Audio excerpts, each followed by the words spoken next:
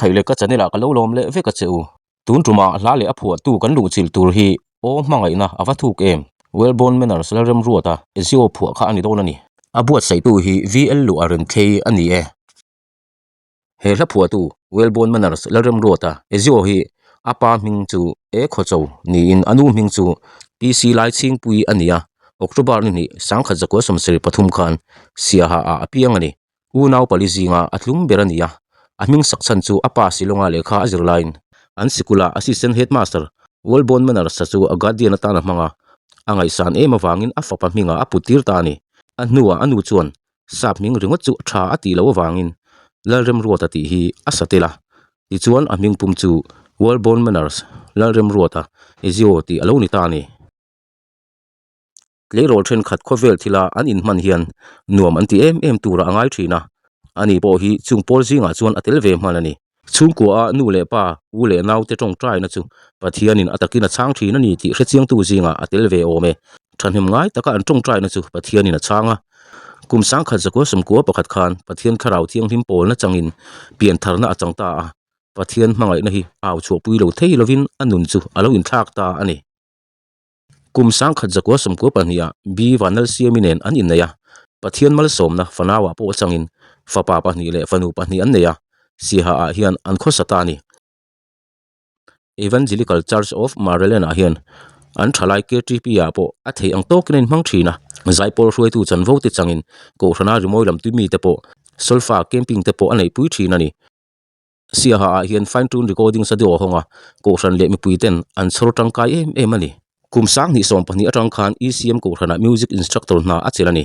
kum sang khat zakwa somko pahni atangin la a phuatana tun thleng hian hla som di chuang lai a phuatoni evan lal ming liana el bethel speaker in siha a camping anaya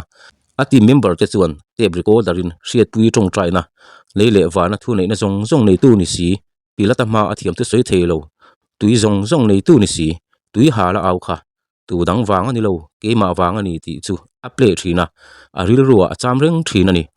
kum sang ni mars tha khan a ina ama chawina oma a ril ruwa thi thei ngai reng lo el bethel la ya an tong trai na thu chu a ril ruwa alo thar le ta wara ti chuan he la ro pui tak mai o hmangaihna awa thu kem ti hi alo piang ta ani tong trai na in thil na sataka ti thei ti chu he la lo chu da na tang po hian a hriat mai o me ti chuan tung tang le ziak lo bu le penala a lalpa he tong trai na thu mang hian hla min pero ti na tong trai a dar kar khachung lekin he hla hi alo piang ta ni a chang to per a zia lai phei hi chuan hla phua theya om ringot po chu makat ti hle a ama tin lo zia te ain mu le ta amai ro chu engdang wang ma ani lo mangaihna awang chawni meeting lo te min thlang suakin rom kai lo ber te po min mang thin ati lo thei ta lovani he hla hian zoram chung mai ni lovin mizo om to na hun sang sanga thalai nun kal sul lak lo ten in chira pathian lama an hnai nan pathian in mal asoma la ro pui takani ti in soila hria thiam thei mai o me a harmonize tu hi zo than zula changte ani bokani